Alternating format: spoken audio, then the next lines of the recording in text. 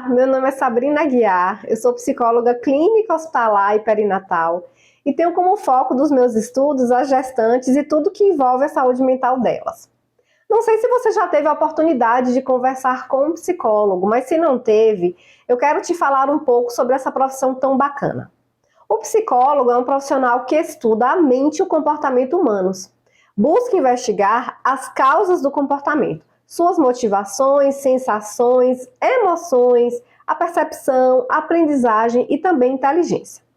Por essa razão, e entendendo que a gestação é um período do desenvolvimento e do crescimento não só do bebê no útero, mas também da mãe, que enquanto gesta esse bebê, gesta a si mesma, eu decidi pesquisar no Hospital Esaú Matos, em Vitória da Conquista, aqui na Bahia, algumas características que nós psicólogos achamos muito importantes.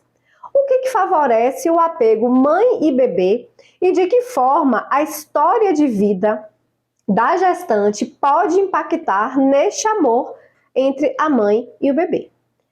Que armadilhas são essas, né? Que aspectos da história de vida são esses, né? Que aspectos são esses que podem interferir nesse processo de apego materno-fetal?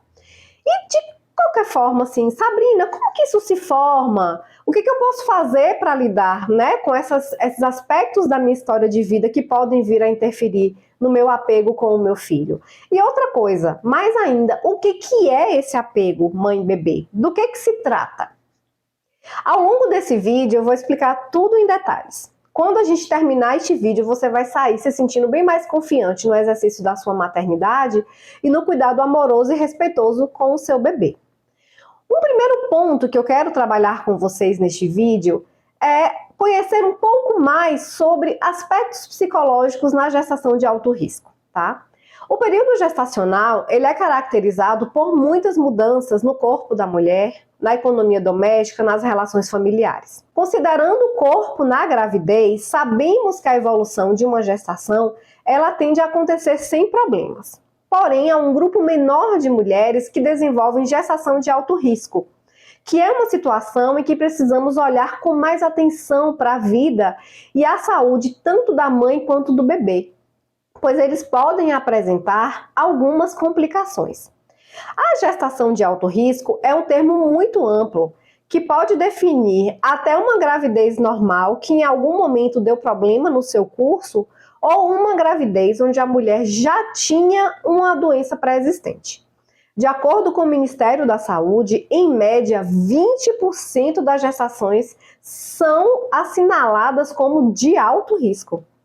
O ciclo gravidez e puerpério, que é esse momento do pós-parto, necessita um olhar cuidadoso, pois é nessa fase que a mulher e sua família vão passando por mudanças nos seus papéis familiares. Como assim, Sabrina? O que isso significa? Significa que quem não é mãe e pai vai se tornar pai e mãe. Quem não é vó assumirá essa nova função. Temos também aqueles que se tornarão tios, padrinhos e madrinhas, primos e até mesmo irmãos. A aquisição desses novos papéis familiares permite o avançar das gerações, a ocupação de um novo papel na família, as alterações pessoais e também na relação conjugal e no âmbito profissional.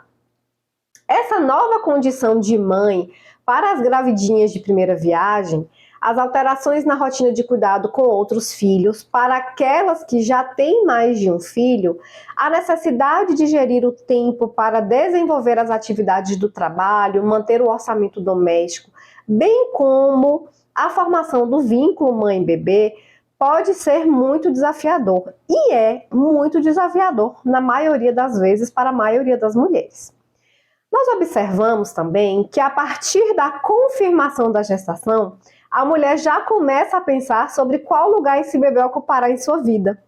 E com isso, percebemos o surgimento da relação materno-fetal, ou seja, a relação dela com o seu bebê. Esse processo de transição pode ser acompanhado por manifestações de ambivalência afetiva, que compreende o quê? A coexistência, gente, de sentimentos tanto de aceitação quanto de rejeição.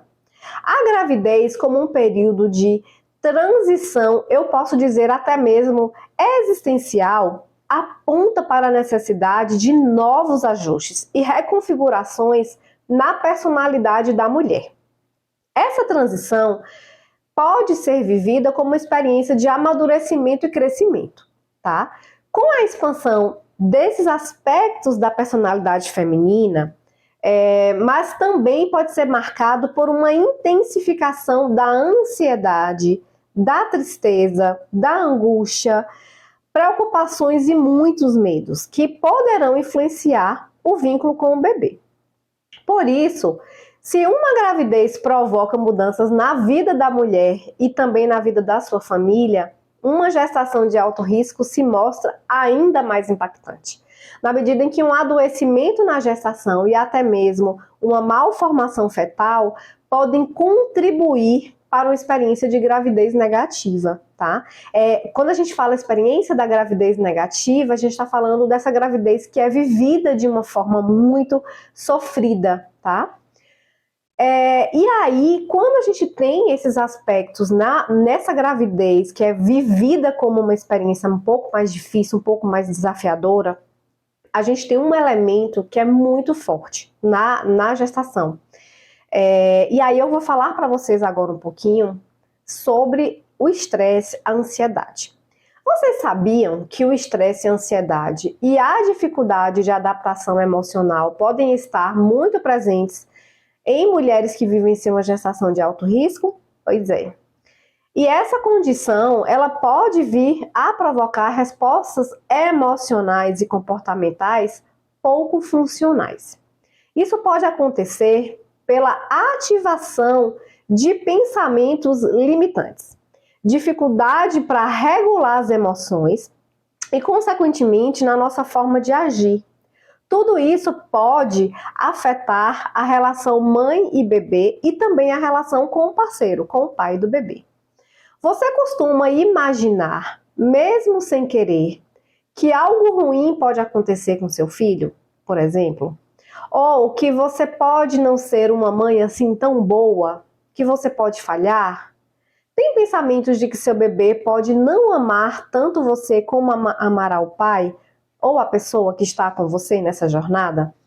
Com certeza, outras mulheres são melhores mães do que eu. Você também tem esse tipo de pensamento? A gente chama isso de pensamento automático ou pensamento disfuncional. Os pensamentos automáticos ou disfuncionais, que têm essa função distorcida, são pensamentos ou imagens que temos e que sequer temos consciência de que eles estão ali, na nossa cabeça.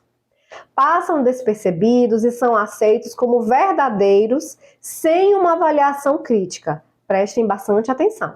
Eles passam despercebidos e são aceitos como verdadeiros sem nenhuma avaliação crítica. Eles são breves e nós conseguimos identificá-los com mais facilidade por causa da emoção que experimentamos quando eles vêm à nossa cabeça. São pensamentos ventilados de forma automática na mente das mães. Vamos para um exemplo.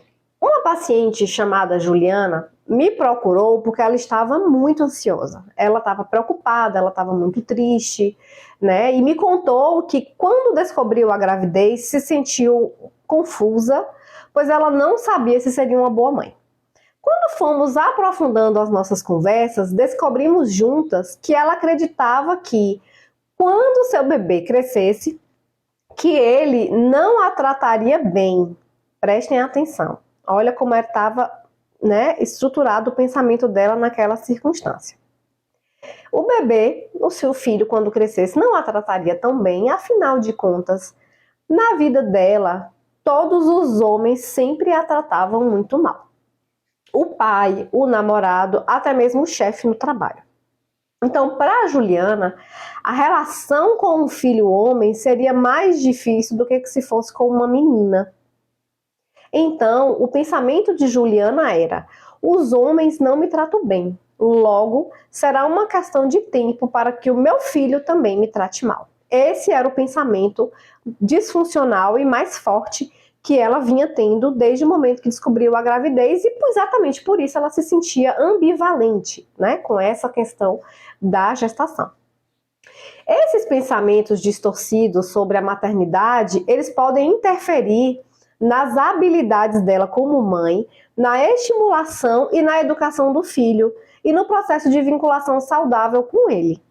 Quando falamos de saudável, falamos de uma mãe que percebe e satisfaz as necessidades do bebê, que é visto como um indivíduo, como uma pessoa separada e não confundido com ela ou com as experiências que ela teve. Já no vínculo patológico, aquele mais adoecido, né, quando a gente mantém um vínculo mais adoecido, a relação inicial com o bebê pode colocar em evidência aspectos psicológicos muito dolorosos e adoecidos da história de vida dessa mãe. Isso faz sentido para você? Agora a gente vai falar um pouquinho sobre um aspecto muito importante, que é a transição para a parentalidade. O processo de transição para se tornar pai e mãe inicia-se desde as primeiras relações. Aquelas vivências de brincadeiras na infância, as descobertas da adolescência, até chegar à gravidez. É um processo de construção da relação dos pais com os filhos. É um termo relativamente recente, ele vem aí datado dos anos 60, tá? E é descrita como uma tarefa complexa, difícil e de grande responsabilidade, e refere-se a um conjunto de práticas que buscam garantir a sobrevivência e o desenvolvimento físico, psicológico e social da criança em direção à progressiva independência e autonomia. As atividades dos pais são as práticas necessárias e suficientes para que uma parentalidade competente e tem como objetivo a prevenção de perigos, a promoção de situações positivas para a criança e a garantia da satisfação das necessidades de sobrevivência. Elas compreendem 3 situações: o cuidado físico, o cuidado emocional, o cuidado social. Também diz respeito a estabelecimento de controle e disciplina, afinal de contas, todas as crianças precisam dessa mediação aí, né, entre aquilo que os pais precisam dar de disciplina, tá? E nesse sentido de ter algum controle sobre o que as crianças podem ou não fazer. E, por fim, o aspecto próprio do desenvolvimento da criança. O cuidado no nível físico, ele acontece por meio da alimentação, da proteção, da vestimenta. São os pais que vão prover a esses filhos, né, também cuidados com a higiene, cuidados com o sono, né, o hábito de sono, não deixar a criança dormir muito tarde, ou dormir demais, ou dormir de menos, né, ou ter alterações no sono. A precaução de acidentes, o cuidado, né, para que a criança não caia, não se machuque de uma forma desnecessária, né, gente? Ou também o cuidado com doenças que podem ser preveníveis, tá? O cuidado com os aspectos emocionais, e esses para nós psicólogos é muito importante, prevê o quê? Prevê comportamentos e atitudes de respeito pela criança, né? E respeito também pelas escolhas que elas fazem, tá? Considerando que ela se sinta querida e estimada, tá? Do ponto de vista dos cuidados que a gente fala, né, os chamados cuidados sociais, a gente espera que os cuidadores, né, os pais, as mães, as pessoas que cuidam dessa criança, garantam que ela seja socialmente competente, integrada ao ambiente onde ela vive e que não seja isolada de outras crianças ou de outros adultos que são importantes afetivamente para o desenvolvimento dela. No que diz respeito à questão do controle da disciplina, trata-se de quê, gente? Atividades que são relacionadas com a imposição e o estabelecimento de limites a essa criança, né? Conforme as expectativas dos pais, as expectativas culturais e também relacionado com a idade da criança, tá? As atividades de desenvolvimento, elas são estabelecidas a partir dos desejos dos pais de que a criança realize todo o seu potencial. Então, estão incluídas aí nessas atividades as atividades que estimulam as competências, por exemplo, nas áreas como os esportes, as artes, as ciências, a cultura, incluindo também valores como tolerância, empatia, coragem, respeito, honestidade. São valores que são muito importantes para o nosso convívio social.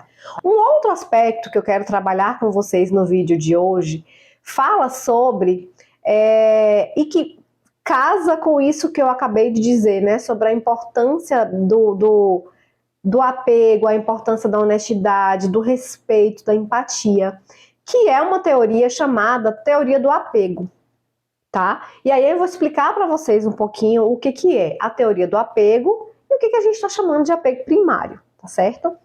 O apego, gente, o apego é lindo, né? É muito bom, né, gente, ser apegado, né, de uma forma saudável, né? Ai, como é gostoso quando a gente está junto das pessoas que a gente ama, que a gente gosta, né? Ai, é muito bom. Então, a gente pode entender o apego como esses laços afetivos construídos nos primeiros anos de vida. Esses laços afetivos construídos no primeiro ano de vida, eu tô falando de quê, gente? Eu tô falando dos nossos pais, dos nossos avós, dos nossos tios, né? Mas basicamente, assim, mais, né, especificamente falando, é pai e mãe, né? Ou as pessoas que estão cuidando da gente quando a gente tá bem bebezinho, bem recém-nascido, tá bom? Eu vou explicar agora para vocês de que forma que a criança cria modelos de segurança, tá? Denominado de base segura. Eu quero que vocês prestem bastante atenção, tá? Nesse aspecto, porque ele é um aspecto importante. Um modelo de relação segura, né? E o que a gente considera e chama de base segura.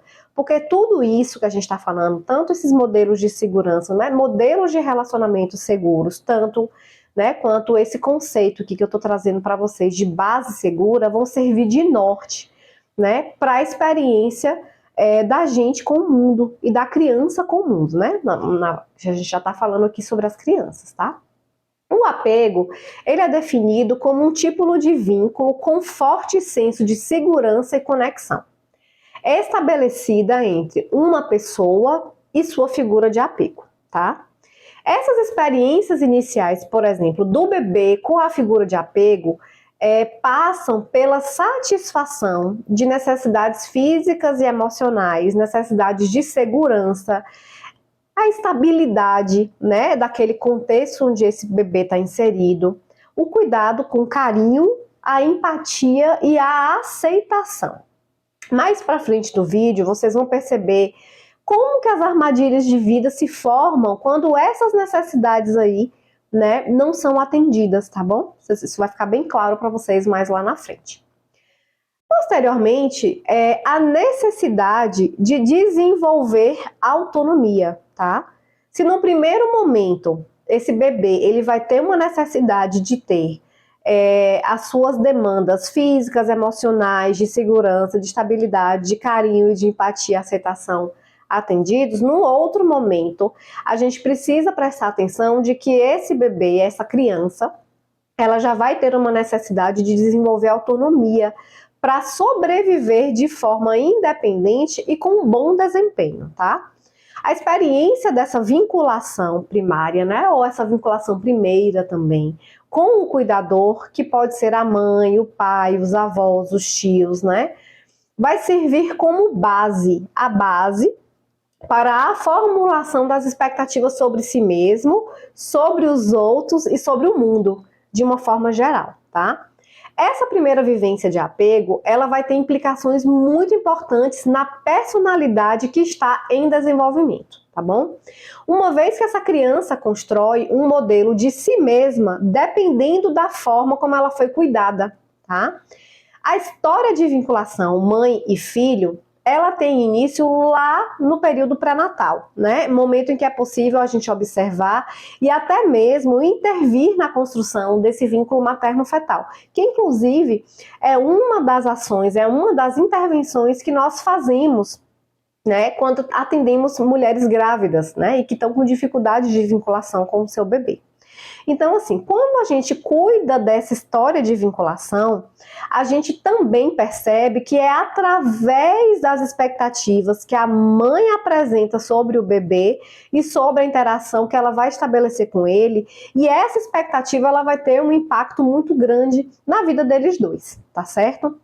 E aí, por exemplo, uma vez que eu estou falando com vocês de um apego primário, de uma vinculação primária, né, e trazendo para vocês como é importante a gente pensar nesse apego materno-fetal, eu vou trazer para vocês algumas frases, tá, para que vocês reflitam, né, à medida que eu estiver falando dessas frases. Uma primeira frase é: eu converso com o bebê na minha barriga.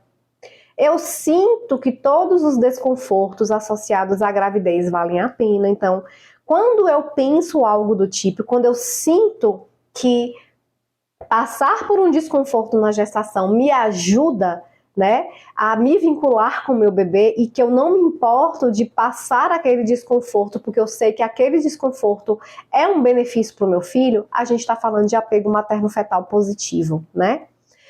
Estou muito ansiosa para ver como é o meu bebê. Também é um elemento, também é um aspecto importante que a gente observa, né, na mulher que está gestante. Fico pensando se o bebê pode pensar e sentir algo dentro da minha barriga. É uma outra pergunta também que a gente faz para investigar como que está esse apego materno-fetal, né, na gestação.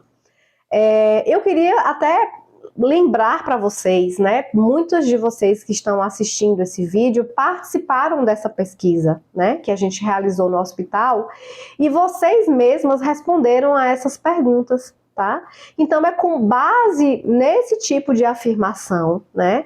E para todas as que participaram da pesquisa responderam esse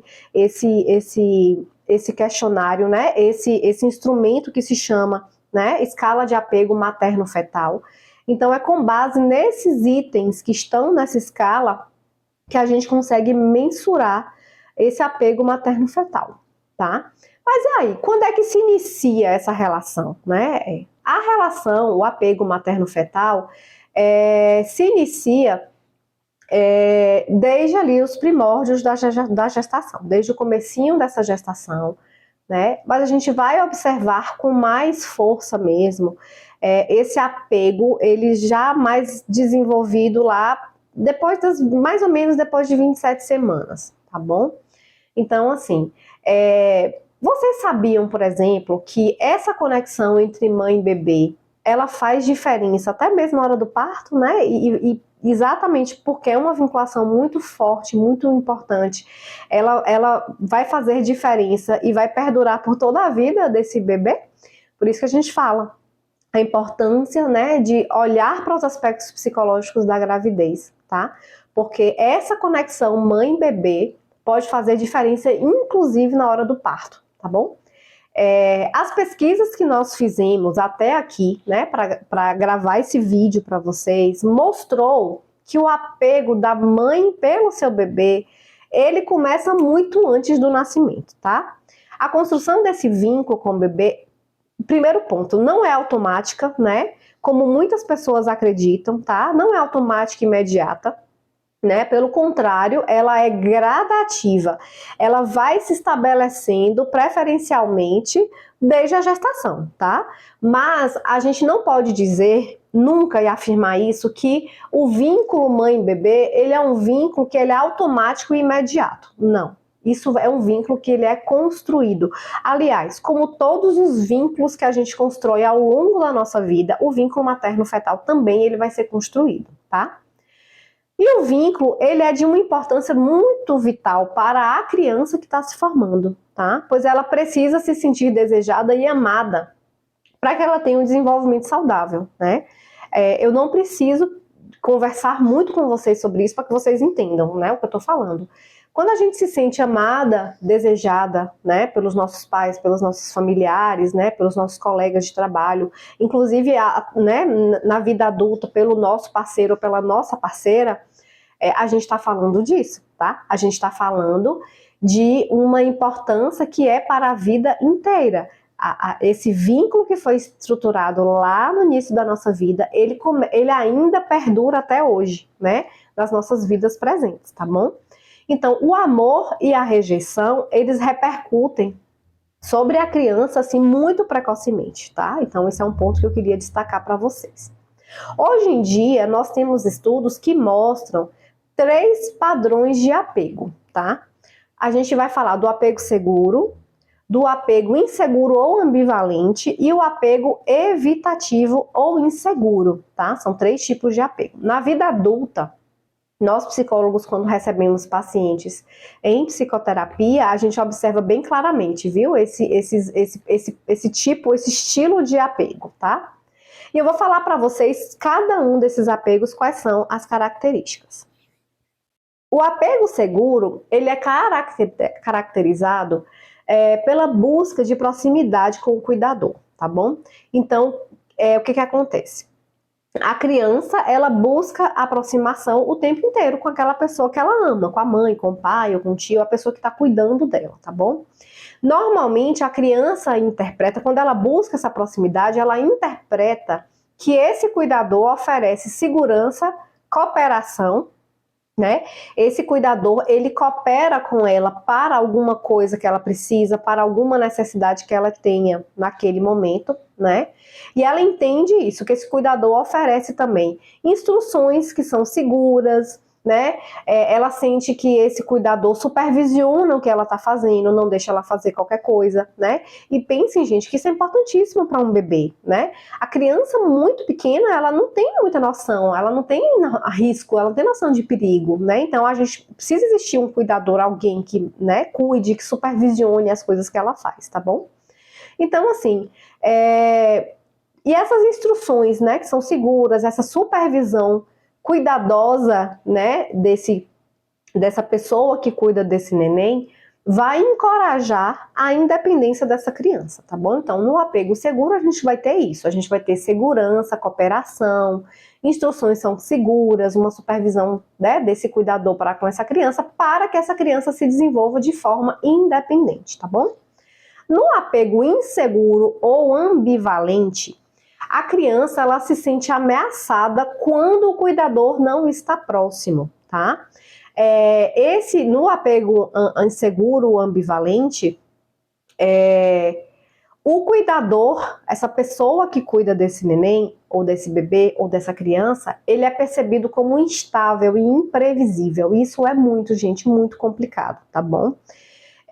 Imagina que a gente esteja convivendo com uma pessoa que toda hora tá de um jeitinho diferente. Imagina que difícil, não é? Imagina isso na cabecinha de uma criança que não entende nada, né? Ainda da vida.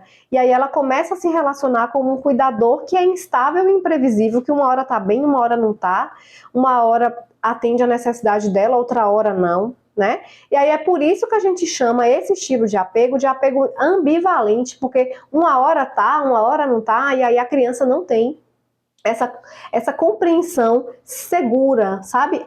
Lembra que no apego seguro eu falei que o cuidador oferece segurança? Então, no apego inseguro, no apego ambivalente, o cuidador é instável e imprevisível, tá? Então, a criança, ela vai acabar expressando raiva, ela sente muita angústia na separação, tá? E demonstra pouco interesse em explorar o ambiente. E por que a criança vai demonstrar pouco interesse em explorar o ambiente? Porque ela tá com medo, porque ela não sabe ao certo se ela vai ou se ela não vai, tá bom?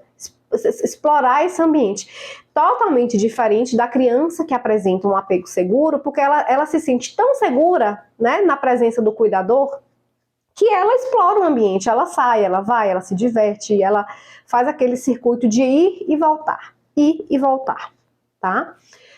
No estilo de apego ambivalente, minto, né?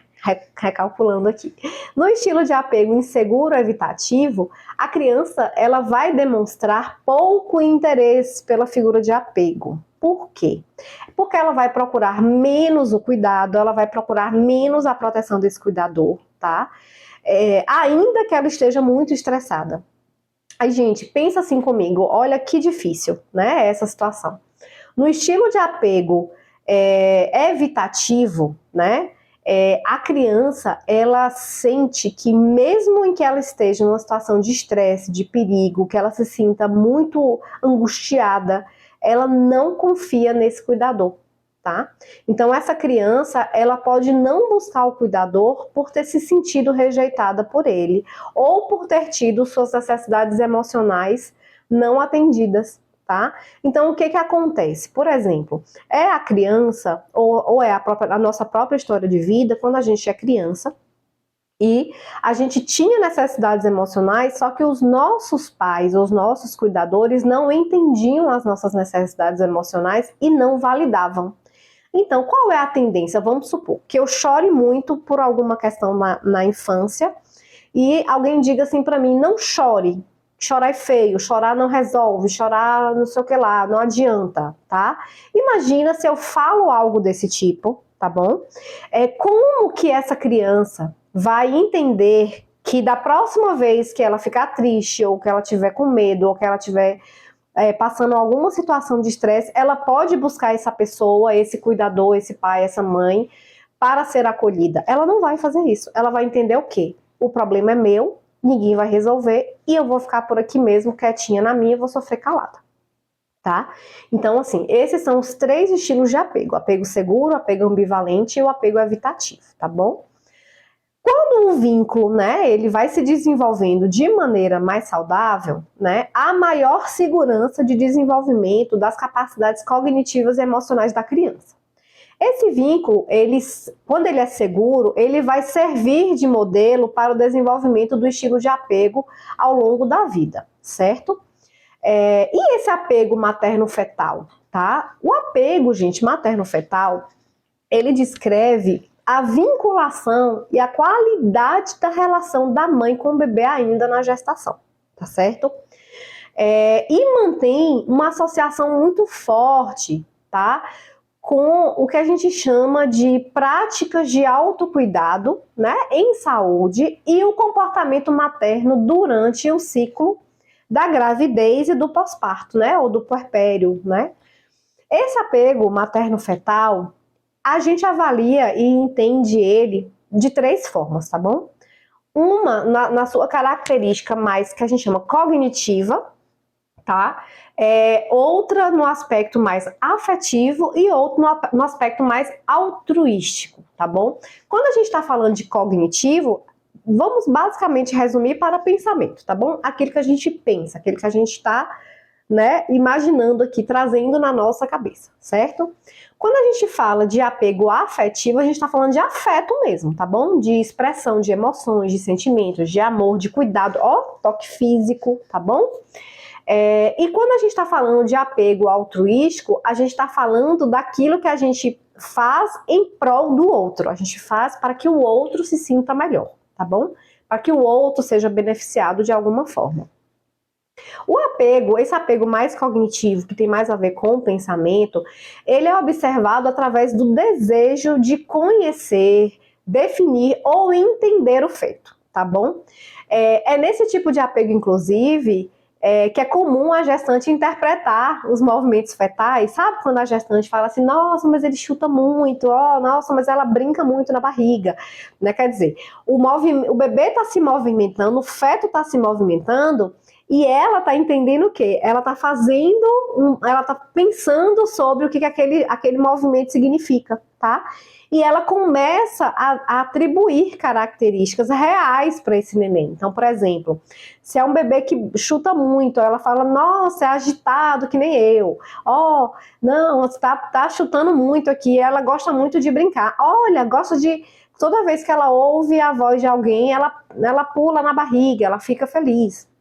Tá? Isso é o que a gente chama do aspecto mais cognitivo do apego mãe e bebê.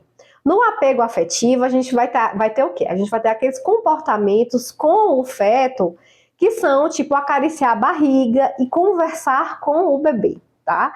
Inclusive é uma coisa que eu recomendo muitíssimo, muitíssimo mesmo, né? Esse apego afetivo, né? Que é quando a mãe alisa muito a barriga, acaricia a barriga, né? E tem algumas gestantes em algumas famílias que mantêm diálogos mesmo com o bebê, né? Dá bom dia, boa tarde, boa noite, conta o que está acontecendo, pergunta se quer comer alguma coisa, né? E aquela mãe, ela vai conversando com o bebê ao longo do dia, né? E mantendo mesmo essa interação com o seu bebê. No apego altruísta, a gente vai ter o quê? Uma gestante que demonstra preocupação com a saúde dela e com o desenvolvimento do feto. Então, ela faz o quê? Ela vai cuidar lá de realizar as consultas do pré-natal, ela vai adotar comportamentos muito mais saudáveis, por exemplo, se ela gosta de tomar uma cervejinha, se ela gosta de tomar um drink na gestação, ela vai evitar. Por quê? Porque ela sabe que isso é um cuidado com a saúde dela e com a saúde do bebê, porque o bebezinho acaba sendo impactado por tudo aquilo que ela consome, por tudo aquilo que ela vai trazendo na sua dieta, né? Por exemplo, ela sabe que, por exemplo, a obstetra fala para ela que ela tem que controlar um pouco também do peso, então ela vai fazer caminhadas, porque ela sabe que fazendo caminhadas ela vai também melhorar não só a saúde dela, como a saúde do bebê, tá? E também, gente, a gente entra aqui, né, nesse apego altruísta, né, quando a gestante ela precisa fazer algum tratamento, né, e ela aceita esse tratamento, tá bom? Principalmente na situação de gestação de alto risco. Por exemplo, algumas mulheres na gestação elas podem desenvolver hipertensão, podem desenvolver diabetes, né? E, por exemplo, na questão da diabetes, ela não pode, né? Ela vai ter que controlar lá o consumo de doces, de carboidratos, né? De alimentos ultraprocessados. Então, quando ela adere a esses tratamentos, quando ela, por exemplo, ela aceita seguir a dieta que a nutricionista ou que a endocrinologista, né, o endócrino ou o nutricionista estão prescrevendo para ela aceita, por exemplo, né, que naquele tempo ali da gestação ela vai precisar fazer o testezinho, né, do dedinho para ver como é que tá a glicemia, se tá alta, se tá baixa. Ela vai, na verdade, aceitar esses tratamentos por mais dolorosos que eles sejam ou por mais, né, difíceis que eles sejam. São também, por exemplo, as gestantes que precisam se internar no hospital durante a gravidez porque fez uma infecção urinária ou porque teve algum outro problema de saúde, tá? São mulheres que elas aderem ao tratamento, né? Elas concordam, então elas topam aquele tratamento porque elas sabem que aquilo vai ser bom para a saúde delas e para a saúde dos bebês. Bom, agora nós vamos conversar um pouquinho sobre aquelas armadilhas de vida que eu fiz referência lá no início do vídeo, tá? Dentro da psicologia, a gente chama essas armadilhas de vida de esquemas desadaptativos, tá certo? E nesse ponto do vídeo que nós estamos, eu vou fazer com vocês um percurso em que a gente vai falar um pouquinho sobre esses esquemas desadaptativos e o apego materno-fetal, tá? O que é o esquema, né? E como ele faz a gente pensar, sentir e se comportar, por exemplo, né? Como que a gente faz para prevenir, né, o surgimento de esquemas na relação com o bebê, né? E mais ainda, como que a gente pode lidar com o nosso próprio esquema, tá? São essas as perguntas que nós responderemos aqui para vocês neste vídeo, tá certo? Bom, vamos lá. O esquema, gente, desadaptativo, como o próprio nome já está dizendo, né?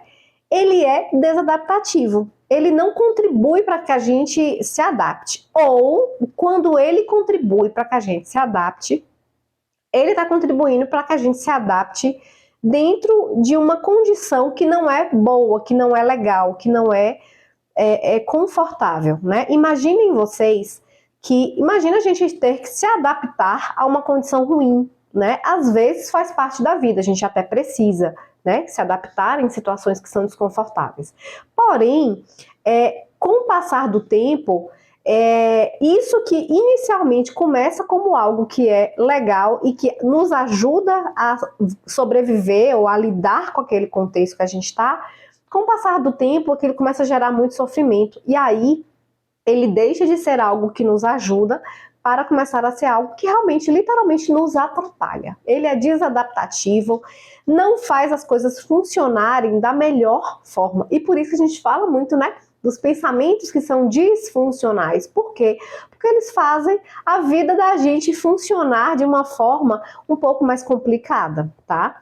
Então, como o próprio nome já diz, o esquema desadaptativo, ele surge nas nossas vidas como um padrão, né, de comportamento que se inicia na infância e vai se repetindo durante toda a vida, tá? Ele começa geralmente como algo que pode ser, né, inclusive transmitido por nossas famílias ou por outras crianças.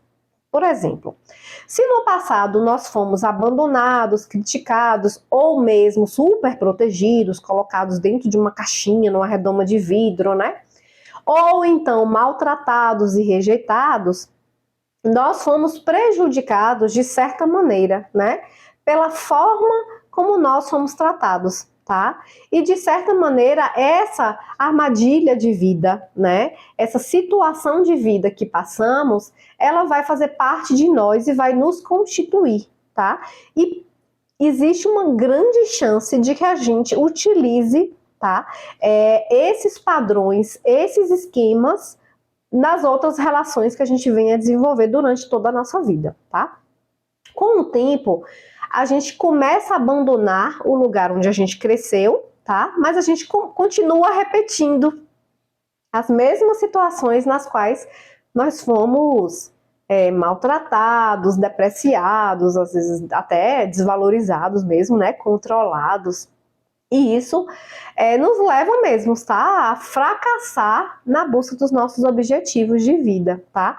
Quais são um dos objetivos de vida que nós temos, né? Assim, a gente pensa, né, em se relacionar bem, a gente pensa, né, para aqueles que desejam construir família, casar, né, encontrar um parceiro, uma parceira, né, e estabelecer conexões e relações afetivas e amorosas genuínas e verdadeiras, tá?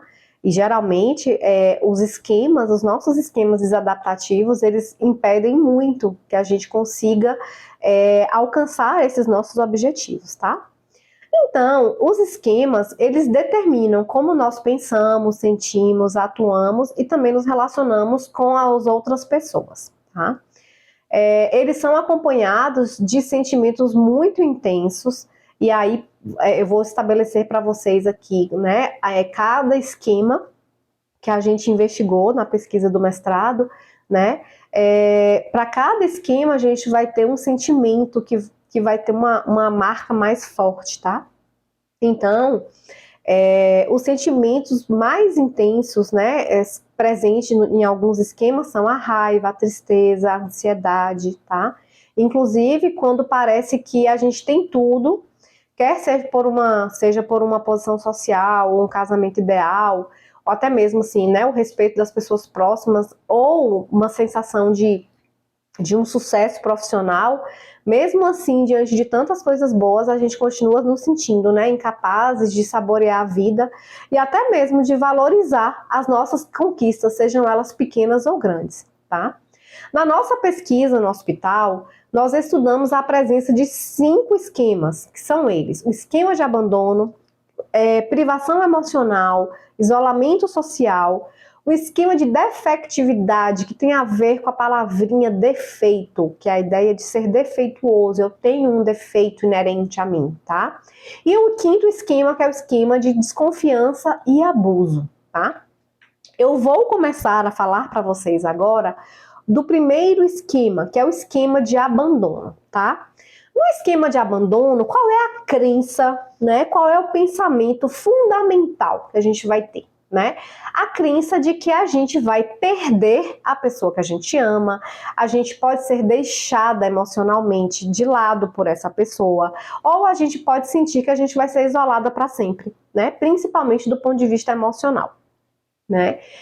Existem pensamentos associados à ideia de que as pessoas irão morrer, mandar você embora, ou te deixar, né? Ou até mesmo, gente, trocar você por uma outra pessoa melhor, né? E de alguma maneira você sente que você vai ser deixada sozinha, tá? No esquema de abandono, a crença fundamental é essa: eu serei abandonada, ninguém vai ficar comigo, eu tô sozinha nesse mundo, né? Então, o esquema de abandono, ele é muito sofrido por conta disso, tá bom? Então, se no esquema de abandono você vai ser deixada, né, ou você vai ser deixado, o que que significa? Significa que você vai viver a vida sozinho, ou sozinha, tá? Então, é difícil para as pessoas que têm esquema de abandono acreditar que elas estarão com pessoas ao lado dela, tá? Então, assim, elas têm essa certeza de que elas vão ser abandonadas ou que as pessoas não estarão lá para ela quando ela precisar, tá? É uma característica muito forte do esquema de abandono. A maioria das pessoas, elas não ficam aborrecidas, né, pelas pequenas separações, né, das pessoas que elas amam, tá? Normalmente a gente sabe que os relacionamentos irão sobreviver às separações, mas no esquema de abandono a gente não tem essa segurança. A pessoa com esquema de abandono não tem essa segurança, tá? Então o abandono, ele é usualmente uma grande armadilha mesmo, tá? E mais ainda, eu queria destacar um ponto para vocês. O esquema de abandono, ele surge ali nos primórdios da vida, nos primeiros meses, no primeiro ano de vida, gente. É um período em que a gente não fala ainda, a gente não sabe falar, porque a gente fala que o esquema de abandono, ele é pré-verbal, ele acontece, ele se constitui antes que a gente consiga falar. Então, ele começa nos primeiros anos de vida, antes da gente saber falar, tá? A armadilha desse esquema de abandono, ela é desencadeada, assim, basicamente nos relacionamentos íntimos, tá? Isso pode não ficar tão aparente nos grupos ou relacionamentos casuais, tá bom? Mas a separação do amado costuma ser um gatilho bem, bem forte, tá? Então, assim, essas separações, mesmo quando elas não são reais, assim, e duradouras, né? É só uma coisa temporária. Na pessoa que tem um esquema de abandono, pode disparar realmente essa sensação, inclusive, de desconforto até físico, tá? E agora imagina que, assim, na vida da gente, nosso próprio processo de desenvolvimento humano, a gente lida com pequenas separações, a gente precisa crescer, a gente precisa, né, ir para a escola quando a gente é pequenininho, depois a gente, né, vai trabalhar, então a gente precisa se separar das pessoas que a gente ama. Imagina a pessoa com esquema de abandono, né, como é difícil para ela viver essas situações, né, porque mesmo que as separações, elas não precisam ser reais, né, para disparar esse esquema, né, enfim. Eles acontecem de uma forma que, mesmo sendo o natural da vida, a pessoa que tem um esquema, ela sofre muito, tá? Então, se você tem essa armadilha de vida, se você percebe que você tem uma sensibilidade muito maior, né, quando você, só de imaginar, né, a intenção de abandono das outras pessoas, eu gostaria que você prestasse bastante atenção, tá bom? Em como que o esquema funciona, como o esquema de abandono funciona. O gatilho mais forte, tá, do esquema de abandono é a separação real, tá bom? Aí pode ser um divórcio, a mudança de alguém para uma outra cidade, alguém que está indo embora, ou até mesmo a morte, tá? É claro que esses são gatilhos muito poderosos, mas no esquema de abandono, os gatilhos são eventos às vezes muito mais sutis, tá certo? E aí, tá, você tá me falando um monte de coisa sobre esse esquema, Sabrina, e como é que eu posso fazer para lidar com o meu esquema, tá? Dentro da linguagem da psicologia, né, e quando eu converso com os meus pacientes, eu sempre digo para eles que a gente precisa, se o esquema ele tá ativado, a gente precisa fazer o quê? Hipoativar o esquema, a gente precisa diminuir, né, o volume desse esquema, né? Se o volume dele, se esse esquema está falando muito alto, a gente precisa ir lá baixar o volume dele, para que ele fale mais baixinho, a ponto, inclusive, da gente nem escutar mais, e quando a gente escutar e pensar, isso é meu esquema falando, né? Isso é meu esquema que está muito alto, tá? Então, a gente vai pensar juntos agora estratégias para desativar, né, o esquema de abandono, tá bom? A primeira dica que eu dou é compreender realmente se você viveu esse esquema de abandono na sua infância, tá? E como é que a gente descobre isso? Conversando com as nossas famílias, tá bom? Um segundo ponto seria monitorar o sentimento de abandono. Por exemplo, você percebe que você fica muito mais sensível do que as outras pessoas quando você pensa em perder pessoas próximas, né? Você, por exemplo, percebe que seus medos, né, são muito grandes, assim, né? E você tem muito medo de ficar sozinho, né? E você tem uma necessidade muito grande de se apegar às pessoas. Então, a gente precisa monitorar esses seus sentimentos, tá certo? Um outro ponto importante é rever quais são os relacionamentos passados e se de alguma forma, em alguns desses relacionamentos a gente não apresentou esse padrão aí, né? Essas características do esquema de abandono. E listar mesmo, né? Quais são as relações do passado que eu vivenciei e que mexeram comigo e que deflagraram em mim, né? Ou até mesmo reforçaram o meu esquema de abandono, tá?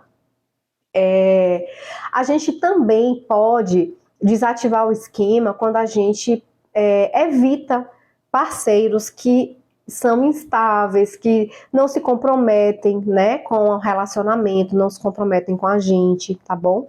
E quando eu tô falando de parceiros, eu falo até também de amigos, tá bom? Ou mesmo de familiares, tá? Que são pessoas que não estão com a gente, né, quando a gente realmente precisa, quando a gente realmente necessita, tá? Então, assim, desativar esquema de abandono significa evitar relações desse tipo, relações com pessoas muito instáveis, tá? E uma grande dificuldade do esquema de abandono está exatamente nisso. Por quê? Porque o esquema de abandono, aliás, como todos os esquemas, eles são auto-perpetuáveis, né? Então, assim, uma vez que você pensa que você vai ser abandonado, então o que acontece? Você acredita piamente que você vai ser abandonado. Então, você acaba o quê? Você acaba entrando em relacionamentos em que a pessoa é fria, é distante, a pessoa não te dá afeto, não te dá carinho, não te dá atenção, né? E aí ela faz isso e aí gera em você ainda mais essa sensação do tipo, nossa, eu continuo sozinha, eu continuo nananã, e vai reforçando dentro, né, de você essa crença de que realmente os relacionamentos são assim, que as pessoas são assim, que você vai ser abandonado ou abandonada, tá? Quando você encontrar, né, um parceiro que vá na contramão do que o seu esquema te diz, tenta não fugir, tá? É muito comum que a gente se acostume e que seja familiar para nós estarmos em situações que são desconfortáveis, porque aquilo foi o que a gente aprendeu ao longo de uma vida inteira. Ó, imagine você que eu tenho 44 anos hoje, tá? Então, aí eu descubro que essa altura da minha vida, eu descubro que eu tenho um esquema de abandono, por exemplo, né? E que ao longo da minha vida eu me relacionei com pessoas, amigos, parceiros, relações de trabalho que eram instáveis o tempo inteiro e que o tempo todo eu tinha essa sensação que eu ia ser abandonada, que eu ia ser deixada, ou que meu chefe ia me trocar por uma outra colega, ou que eu ia sair de férias, voltar e ser demitida, porque com certeza ele ia encontrar alguém melhor no meu lugar, tá? Então, assim, quando a gente se acostuma com isso, a tendência é, quando a gente encontra uma relação estável, comprometida, em que a gente pode confiar na pessoa, a gente acaba fugindo. Por quê? Porque a gente entende que aquilo dali não é o normal, que aquilo ali não é o habitual, aquilo não é familiar, tá? Então, a gente tende a fugir. Né? A ideia de quando a gente pensa em desativar esse esquema de abandono é acreditar que essa pessoa vai estar lá para a gente, e ela realmente vai estar, tá? E a gente precisa deixar que essa pessoa esteja para que a gente também tenha o nosso esquema de abandono hipoativado, tá? E uma outra dica, né, é não se apegar, tá? Tanto aos relacionamentos, tornar-se ciumento e reativo, tá? As separações de uma relação saudável. O que eu tô querendo dizer com isso, né? Se você tá num relacionamento que a pessoa é estável, que a pessoa demonstra, né, te passa segurança, a pessoa demonstra que você pode confiar nela, então não tem por que você tornar-se uma pessoa ciumenta, reativa, né? A pessoa precisa fazer uma viagem, precisa visitar a família que mora em outro estado, e você fica ali, né, com essa sensação forte de abandono. Não, a pessoa não está te abandonando, né? Ela apenas está indo fazer uma viagem, por exemplo, tá bom? Como atender, então, né, essas necessidades emocionais para que o meu bebê não desenvolva esquemas de abandono, tá? Então, quais são as necessidades emocionais? A primeira dica que eu vou te dar para que você atenda as necessidades emocionais e evite esquema de abandono é ser uma pessoa estável, gente, muito segura para esse neném. Deixa que seu bebê perceba que você o ama, que você sente conectada com ele de verdade. Eu digo que é importantíssimo, sabe, assim, ser muito verdadeira, nunca minta. Não minta para o seu bebê. Tente verdadeiramente compreender o que ele está precisando, o que está sentindo, tá? De uma forma que você se sinta conectada mesmo. E mostre interesse, né? Pela vida do seu bebê. Permita que ele se sinta especial, priorizado. Permita que ele sinta que ele realmente é singular, que ele é único na sua vida, tá? E embora ele seja apenas um bebê, converse com seu bebê bastante, conte para ele historinhas, né? Por exemplo, se você vai fazer alguma coisa, se você vai sair, se você vai trabalhar, diga pro seu bebê, olha, mamãe tá indo, papai tá indo, ou titia tá indo trabalhar, mas titia volta, né? Daqui a pouco eu volto, quando eu voltar a gente vai fazer tal coisa, né? Ou então você chega pro seu neném e fala, neném, vamos tomar banho, tá na hora de você tomar um banhozinho hoje, tá tão quente, né? E você vai mantendo diálogos com seu bebê, tá? Então converse sobre tudo com seu neném, tá bom?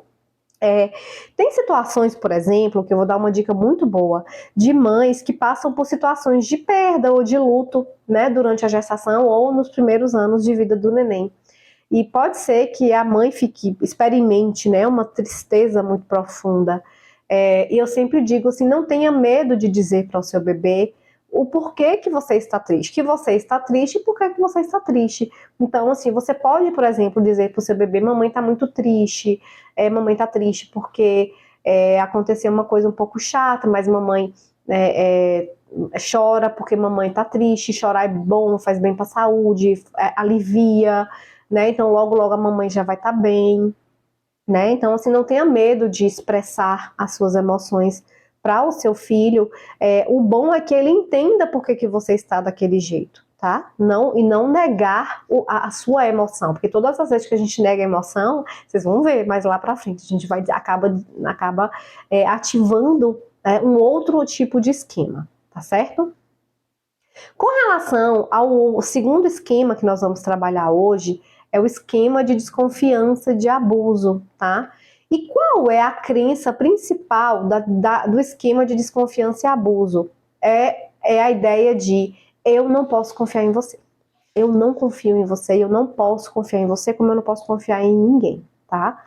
E essa é uma experiência muito dolorosa, né? Essa experiência de que os relacionamentos, eles não são lugares seguros, sabe? Assim, você não se sente à vontade, você não se sente livre, sabe? Para você poder ser, né? Porque você tem a certeza de que alguma coisa ruim vai te acontecer, tá? As pessoas com esquema de desconfiança e de abuso, elas tendem a pensar que os relacionamentos são perigosos, são previsíveis, que as pessoas vão trair, vão machucá-las, vão usar elas em benefício próprio, tá? Então, normalmente, essas pessoas, elas se sentem, na verdade, muita dificuldade de relaxar. Então, ela fica o tempo todo em estado de alerta, como se realmente ela precisasse ficar em estado de alerta para se proteger, tá? Então é difícil para que elas confiem nas pessoas, inclusive nas pessoas mais próximas. Por quê? Porque o esquema de desconfiança e de abuso, ele se constrói ali também, né? No início da nossa vida, e geralmente associado com pessoas que são importantes para a gente, tá? Então, assim, você sabe que as pessoas, você até pensa, você chega até mesmo a acreditar que as pessoas querem o seu mal, tá? E isso acaba gerando em você uma sensação muito grande de evitação dos relacionamentos, tá? Então, geralmente, o esquema de desconfiança e abuso provoca esse estágio de hipervigilância, que é um estado que, né, a depender de como ele venha a se desenvolver, ele pode se tornar até mesmo um estado ansioso na vida futura. E a sensação de ameaça surge toda hora, o tempo inteiro, né? Então você precisa estar em alerta para o momento em que essa pessoa vá se transformar, né? É aquela sensação de que assim, tá, então, tá, essa pessoa tá aqui do meu lado agora, tá tudo bem, mas tá, e que horas é que ela vai mostrar, né? Colocar as garras de fora? Qual é a hora que a máscara dela vai cair? Então, a pessoa com esquema de desconfiança e de abuso, ela vive isso o tempo inteiro, tá? O sentimento muito forte é o sentimento de não ser protegido, tá? E essa sensação de que essa desconfiança, esse abuso, cria um sentimento muito forte, inclusive de imperfeição. E aí faz com que a gente, quem tem, né, o esquema de desconfiança e abuso, inclusive um sentimento muito forte, um sentimento de vergonha, né? A pessoa sente inclusive vergonha de quem ele é, vergonha da pessoa que ele se transformou, que ele pode vir a se transformar. Tem uma sensação muito forte de ser indigno, né? Tem uma sensação de não ter direito, de ter qualquer direito ou de fazer qualquer coisa, porque ela é uma pessoa realmente que tem uma dificuldade, né, de confiar nas pessoas. Então, e além disso tudo, ela pensa que realmente ela tem algum problema, né? Então, parece que é como se o abuso é tudo que você merecesse, tá? E o que a gente pode fazer para mudar essa armadilha de desconfiança e abuso, tá?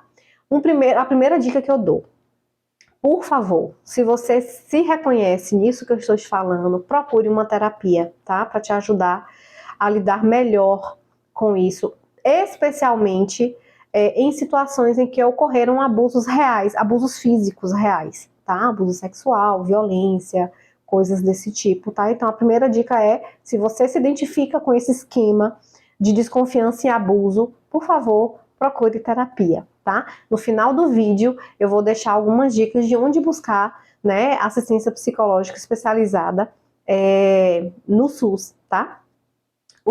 A segunda dica que eu dou, tá?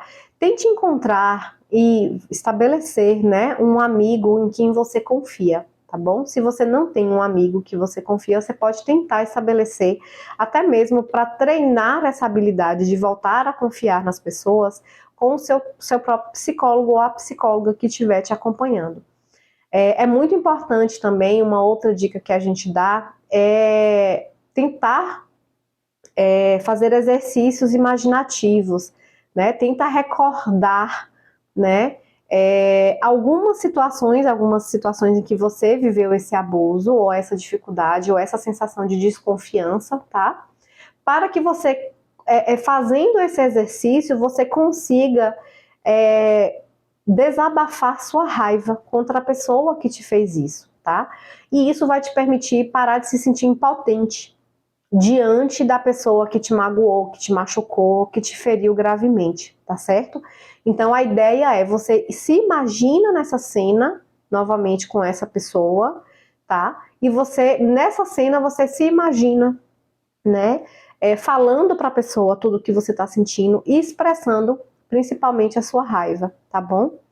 A quarta dica que eu te dou é você parar de se culpar, tá? E você entender que não, tá? Você não merece abuso, você não merece desconfiança, você merece o contrário, você merece relações que sejam cuidadosas, né? Você merece relações que te proporcionem um chão seguro para você poder pisar, tá certo? A quinta dica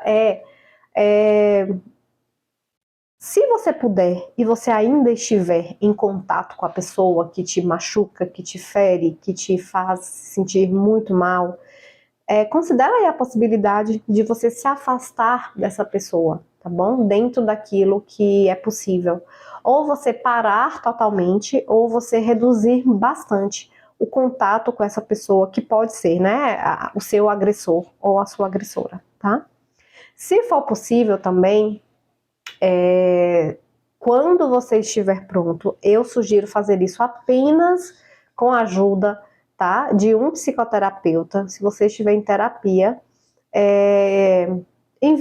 escrever uma carta E eu, assim, qual é a ideia? A ideia é de que você possa enfrentar essa pessoa, tá?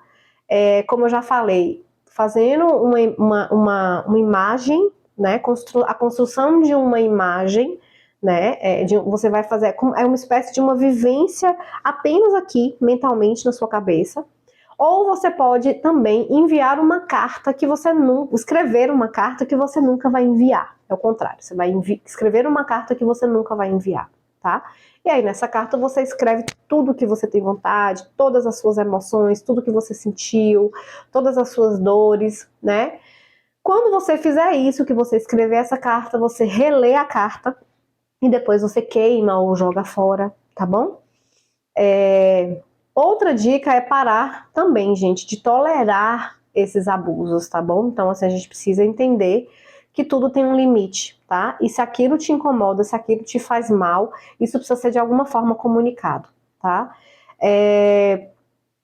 Tente encontrar e se relacionar com pessoas que merecem a sua confiança e a sua aproximação, tá? Então, procure, avalie direitinho, né? Quais são as pessoas em que você realmente pode confiar e tenta se envolver com essas pessoas que respeitam os seus direitos, que não vai te machucar, a pessoa que vai entender quando você tiver que dizer um não para ela não vai ficar com raiva, ela não vai ficar magoada, ela vai entender que você tem limites e que você também precisa estabelecer com ela alguns limites para que essa relação também seja uma relação mais positiva, tá? E por fim, né, uma última dica também não se torne essa pessoa abusiva, tá? É comum que pessoas que sofreram abuso e pessoas que têm um esquema de desconfiança e abuso também sejam abusadoras, tá? Então não se torne essa pessoa que abusa das outras pessoas, até mesmo como uma forma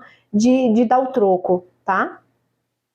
E aí, quando a gente fala do esquema de desconfiança e abuso, como que a gente pode trabalhar para evitar o esquema de desconfiança e abuso nos nossos bebês, tá? Primeiro ponto, nunca minta para o seu bebê, nunca manipule o seu bebê, tá? Ou a criança. Busque ser cada vez mais estável emocionalmente, né? Uma hora, né? Tem gente que uma hora tá de um jeito, outra hora tá de outro jeito, uma hora tem uma emoção, outra hora tem outra, uma hora dá afeto, daqui a pouco não dá, né? Procure ser muito honesta com o seu bebê, com o seu filho, seja coerente, viu? Coerente com o que você diz, o que você faz, o que você está expressando, tá? Fale a verdade de uma forma sempre amorosa e demonstre sempre para o seu bebê e para o seu filho que você é leal para com ele, tá? E que você está ali para protegê-lo de qualquer situação que o coloque em risco, tá? Se você precisar ficar ausente, converse com ele também sobre sua ausência, né? Se você precisa viajar, se você precisa se internar no hospital e passar uns dias fora, porque você vai, né?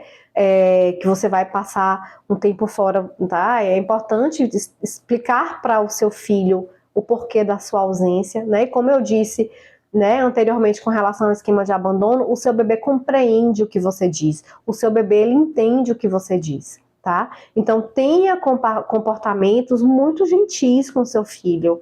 A gente precisa trazer para dentro da nossa casa esse sentimento e esse comportamento gentil, mais compassivo, caridoso com as pessoas que a gente ama, tá? Às vezes a gente é extremamente gentil, dócil né, com as pessoas que estão fora da nossa casa, mas dentro da nossa casa a gente acaba sendo meio grosseiro, não é isso? Então, assim, tenta ao máximo possível ser gentil e compassivo com o seu filho, com o seu bebê e com as pessoas que estão dentro da casa de vocês, porque não adianta nada você ser cuidadosa e compassiva com ele e brigar com seu companheiro ou com sua companheira, tá certo? Quanto ao esquema de privação emocional, a gente vai ter aí uma característica mais difícil, uma experiência mais difícil, tá? E por que a gente fala que a experiência de privação emocional é a mais difícil de definir do que as outras, né? As outras duas que eu falei até agora, tá? Basicamente, Porque o esquema de privação emocional, ele não se manifesta através dos nossos pensamentos. Isso porque quando a gente fala em privação e a privação que a gente experimenta no início da vida, essa privação ela começa cedinho, né? Muito antes de que a gente consiga, inclusive, expressá-la pela fala. Até porque nós estamos falando no esquema de privação emocional de uma experiência. O que isso quer dizer? É mais do que a sensação de você estar para sempre sozinho, por exemplo, como no esquema do abandono, né? É mais do que a gente pensar assim que certas coisas nunca serão realizadas, né? Para você e que você jamais vai ser escutado ou entendido. A privação emocional, ela nos traz a sensação de que nos falta algo. É um sentimento muito profundo de vazio. É a ideia de que a gente não consegue e jamais conseguirá, né, ser preenchido da forma como a gente gostaria. Na literatura, né, especializada sobre o assunto, eles costumam trazer que a imagem que mais se aproxima do esquema de privação emocional é a imagem de uma criança que foi negligenciada, tá? E quais são as características, por exemplo, né, das famílias com pessoas com esquema de privação emocional? São famílias pouco disponíveis, né, que não costumam estimular expressão e compreensão emocional. Eu até falei um pouco disso também quando a gente pensa os esquemas anteriores de abandono e de desconfiança e abuso, tá? Então, é importante que a gente entenda a importância das emoções nas nossas vidas, tá, gente? As nossas emoções, elas são nossas aliadas. As nossas emoções não são nossas inimigas. Elas são aquelas participantes da nossa vida, das nossas vidas, que nos permitem a conexão, a compreensão e a expressão, tá? Dentro das nossas relações.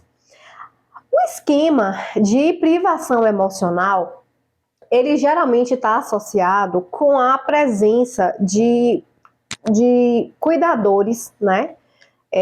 Mais frios, pouco afetivos, né? Tem mais a ver com aqueles cuidadores que não seguram e não balançam, né? O neném, né? O suficientemente para que esse neném se sinta acolhido, né? Tem a ver também com aquela criança que não tem a sensação de estar sendo amada, validada, né? Não tem, inclusive, a sensação de que ela é preciosa, de que ela é especial, tá? Né? Tem a ver com essa mãe ou esse pai, esse cuidador aí, que não dá atenção, né? A criança o tempo bastante, e aí nesse ponto a gente precisa falar sobre isso, que é falar sobre atenção e tempo de qualidade, né? Não é apenas o tempo cronológico, é um tempo, mas um tempo de qualidade, aquele tempo que você sente e se dedica para aquela pessoa, ou nesse caso aqui, para aquela criança, ou para aquele bebê, tá? Tem a ver também, né, o esquema de privação emocional com uma mãe que tem muita dificuldade de se atentar à necessidade do filho, realmente, sabe? Assim, é uma mãe que ela tem, ou um pai, um cuidador, que tem uma dificuldade maior de empatizar com o universo da criança, viu? Então, ela não se conecta verdadeiramente com a criança. Então, assim, é aquela sensação de que, assim, você não consegue entender, se colocar no lugar daquela criança, entender o motivo da tristeza dela, ou se colocar no lugar daquela criança e entender por que ela não se sente amada, por que ela não se sente validada naquilo que ela está expressando, tá? Tem a ver também com essa mãe que não acalma, né, a sua criança de uma forma adequada, né? Ou até mesmo que a mãe ou o cuidador que faz o contrário, né? Não permite, inclusive, que a criança expresse a própria emoção, né? Então a criança acaba correndo o risco de não aprender a acalmar-se ou a aceitar ser acalmado por alguém, né? Então a criança ela fica o tempo todo em estado de alerta, irritada também, né? E uma outra característica da privação, do esquema de privação emocional, tem relação com esses pais ou cuidadores, né, que não orientam adequadamente a criança, tá? Que não dá um senso de direção, que não tem nada concreto em que essa criança pode confiar, tá? Quando a gente fala de senso de direção, é um senso de direção mesmo, vamos caminhar por aqui, né? Não, isso aqui não está muito legal, vamos tentar olhar para essa perspectiva aqui, tá? Então, se essa criança acaba que ela não tem nada muito concreto no que ela possa confiar, tá? E o esquema de privação emocional, ele vai contar pra gente que existem 3 tipos de privação emocional. A privação de cuidado emocional, a privação de empatia e a privação de proteção. Quando a gente fala de privação do cuidado emocional, a gente está falando de carinho, atenção e afeto físico. Afeto físico, toque, é um carinho, tá? A gente está falando disso. Por exemplo, eu vou fazer algumas perguntas para você e você vai responder se você faz ou não faz, ou como é que seria isso na sua vida, tá? Você carrega e balança o seu bebê, por exemplo, né? Você acalma e conforta o seu bebê quando ele está agitado, quando ele está desconfortável? Você passa tempo com o seu bebê, de verdade? Ou você só passa o tempo com o bebê enquanto você está dando comida, dando um banho, trocando uma roupa, aquela coisa do cuidado mais físico, né? Você de fato passa tempo com o seu bebê? Hoje, quando você encontra o seu bebê, né? Ou até pensando, se você ainda não tem um bebê, né? Pensando nisso, se você tivesse um bebê, tá? Hoje, quando você encontrasse o bebê, você imagina que seu bebê ficaria feliz? Ele buscaria o contato? Ele tentaria te abraçar e te beijar, por exemplo? Lembram quando eu falei lá do conceito de apego, né? O apego seguro diz o quê? Quando a criança encontra, né, com a sua figura de apego, com a sua base segura, a criança fica feliz, ela busca o contato, ela quer abraçar, ela quer beijar, né? Se você tivesse um filho hoje, como é que seria a resposta emocional? E quando eu falo com você para fazer esse exercício mental, até mesmo, né, um pouco hipotético, é porque, na verdade, é isso que eu quero que você se conecte. Eu quero que você também se conecte com isso. O que faz com que você, ao encontrar uma pessoa que é especial para você, faz com que você fique feliz, que você busque o contato de abraçar e beijar essa pessoa, né? O segundo tipo de privação emocional é a privação de empatia, que significa o quê, gente? Ter alguém que entenda ou que valide o que a gente está sentindo, né? Por exemplo, você está muito triste, né? E a pessoa que você ama, né, entende a sua tristeza. Ela entende e ela valida a sua tristeza. Não é a pessoa que chega pra você e fala assim, que bobagem, imagina ficar triste por causa de uma besteira dessa, né? Às vezes a gente lida com pessoas e com situações assim, né? A pessoa não valida o que a gente está sentindo. No esquema de privação de empatia, é exatamente isso que acontece, né? Por exemplo, vamos novamente responder algumas perguntinhas aqui, fazer um exercício aqui, né, um ensaio mental, né, sobre se você tivesse um filho ou você que já tem um filho, como é que você se vê nessa situação aqui? Por exemplo, você procura entender o seu bebê? Você entra em sincronia com os sentimentos dele, por exemplo? O seu bebê, ele sente que ele pode confiar em você quando ele tem algum problema? Né? Ele sente que você realmente está interessada no que ele tem a dizer ou no que ele tem a expressar, né? Ou você é do tipo da pessoa em que uma pessoa vem conversar com você e você não demonstra interesse, você não quer ouvir o que a pessoa tem para dizer ou expressar, tá?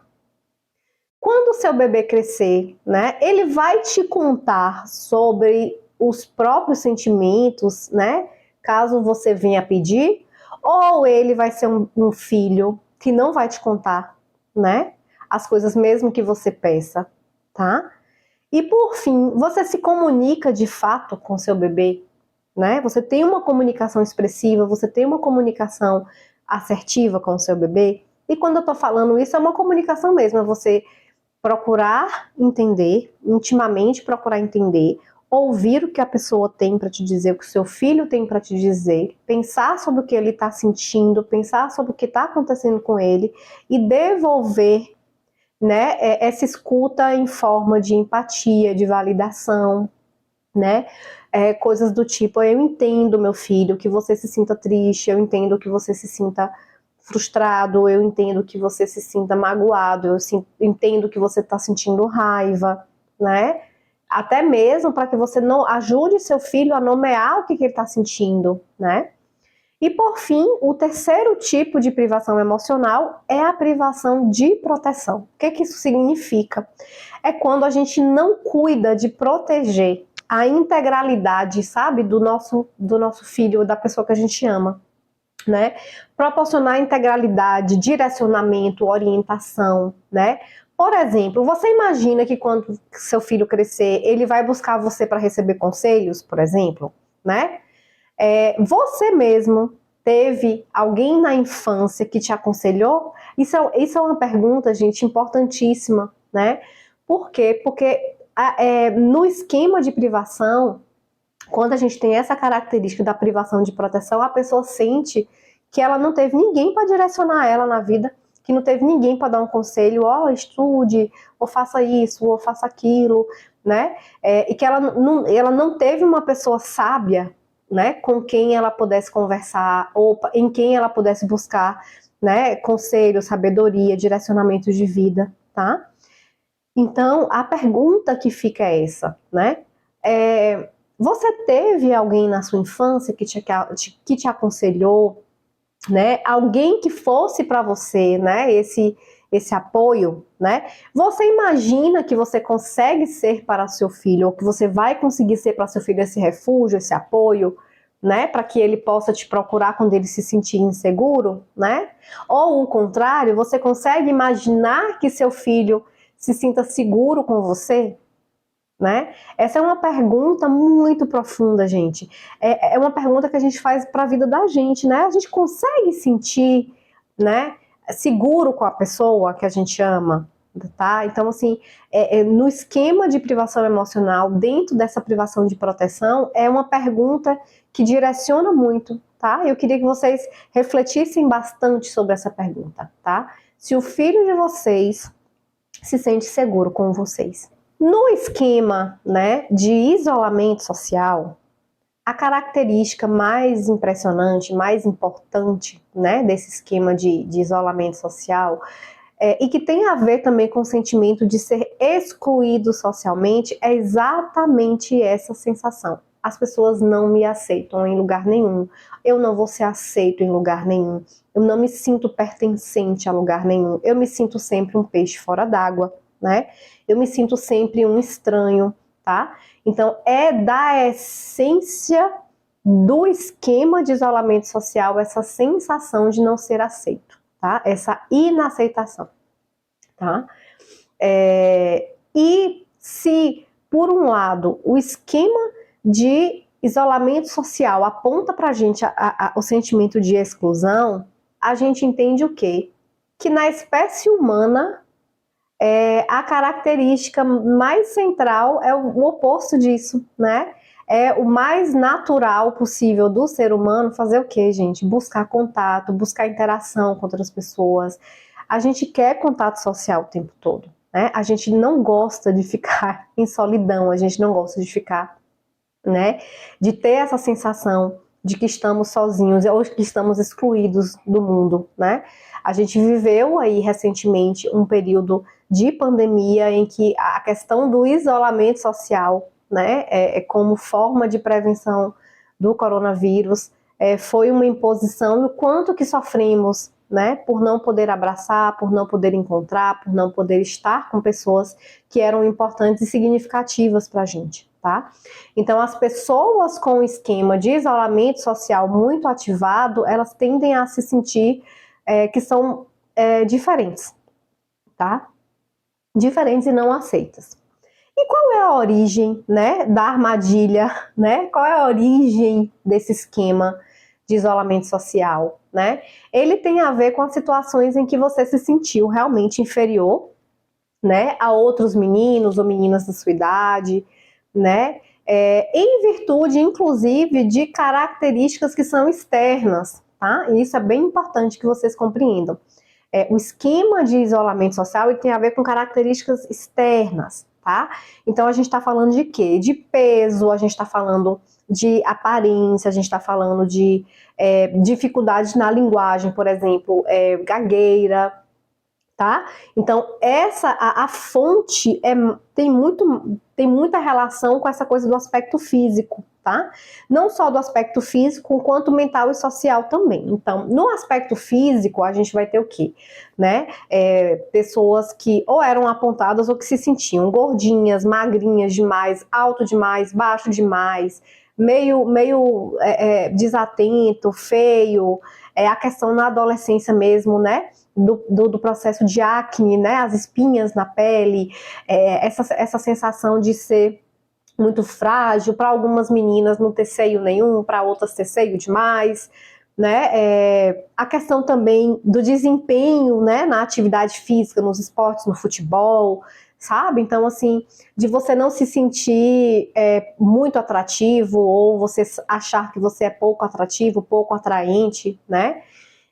Com relação às habilidades cognitivas, né, de aprendizagem, por exemplo, você ter se sentido muito lento, porque você tinha algum tipo de problema de aprendizado, né? Ou de você se sentir socialmente inapropriado, né? Imaturo, incapaz de manter conversações, tá? A questão do esquema, né, de isolamento social tem muito a ver com isso, tá? E como é que a gente faz, tá? Para não desenvolver nos nossos filhos, na relação com o seu bebezinho, o esquema de isolamento social, tá? Evitar, né, se referir ao seu filho com relação a alguma característica que seja muito específica da condição física dele, certo? Então, assim, o ideal é que você não aponte defeitos, né? Que você não aponte as qualidades que são difíceis, né? Por exemplo, esse menino tem cara de não sei o que lá, olha essa menina.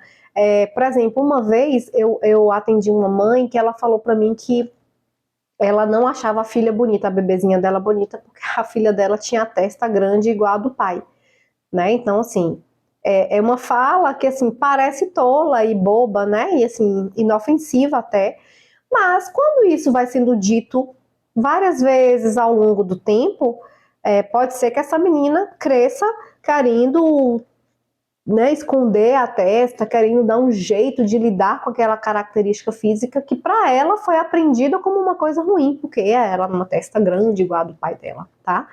Então, basicamente, a gente evita o surgimento desse esquema de isolamento social quando a gente basicamente entende que essa criança ela não precisa ser colocada em uma condição de defeito. Com relação ao esquema de defectividade, esse nome é um nome um pouco estranho, né, gente? Então, a defectividade tem mais a ver com a questão de se sentir com defeito, né, defeituoso, né?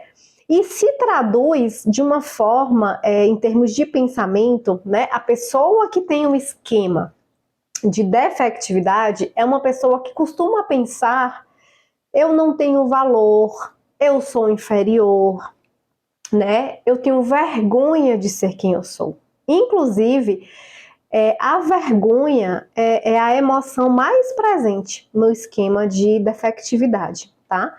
Então, normalmente a pessoa sente que ela carrega um defeito dentro dela e que não tem nada que ela faça que possa mudar essa realidade, tá? Diferente do esquema de isolamento, em que a gente vai ter lá uma característica mais externa, né? Às vezes uma característica mesmo até da cultura da nossa família, né? Que tem a ver com a nossa cultura local, quando a gente sai de um lugar e vai para outro, né? Que aí a gente vai ter essa característica que é mais observável. No esquema de defectividade, essa característica ela não é visível imediatamente quando você está na frente da pessoa, tá? Então, assim, e daí, né, a gente colocar que o esquema de defectividade ele é um esquema mais profundo, gente. Por quê? Porque a questão não é a aparência física, é a essência daquela pessoa, a essência do ser humano, tá? Então, pessoas que têm esquema de defectividade muito forte, muito ativados, são pessoas que se sentem completamente indignas, não merecedoras de amor, essas pessoas não têm valor, tá? E o esquema de defectividade, ele se origina basicamente dessa sensação de não ser amado ou respeitado quando criança. Lembra quando eu falei para vocês lá atrás, né, sobre a teoria do apego, que no apego a gente precisa disso, né, de ter essas necessidades emocionais atendidas? É daí, do não atendimento a essas necessidades que essas coisas vão surgindo, tá? Então, normalmente, a criança, né, ela pode vir, né, a desenvolver um esquema de defectividade por se sentir falho ou inadequado, sabe, assim, né, e até mesmo pensar que os pais não conseguiram amá-la ou valorizá-la exatamente da forma como ela era ou por ser quem ela era, tá? Então, basicamente, né, o esquema de defectividade, ele nasce, né, dessa rejeição, tá? Então, assim, são pessoas que foram rejeitadas ou não amadas por ambos os pais, ambos os cuidadores, ou só por um dos cuidadores, tá bom? São pessoas que se sentiram com uma decepção profunda, né? Com seu pai, ou com a mãe, ou com a pessoa, né, que cuidou mais diretivamente. São pessoas também que tiveram alguém aí na família muito críticos, tá? Para vocês terem uma noção disso, existem pessoas, né, adultos com esquema de defectividade que se originaram na relação com os avós, basicamente com o avô, né? E basicamente o avô paterno. Por quê? Porque era um senhor muito crítico, era um senhor muito exigente, né? A questão religiosa na família era uma coisa muito importante. Então, esse avô, ele exigia muito, né, que essa família seguisse uma determinada, né, filosofia religiosa, né, comungasse de uma religião específica, e as pessoas que não partilhavam dessa ideia, ele tratava de uma forma bastante punitiva, bastante exigente, tá?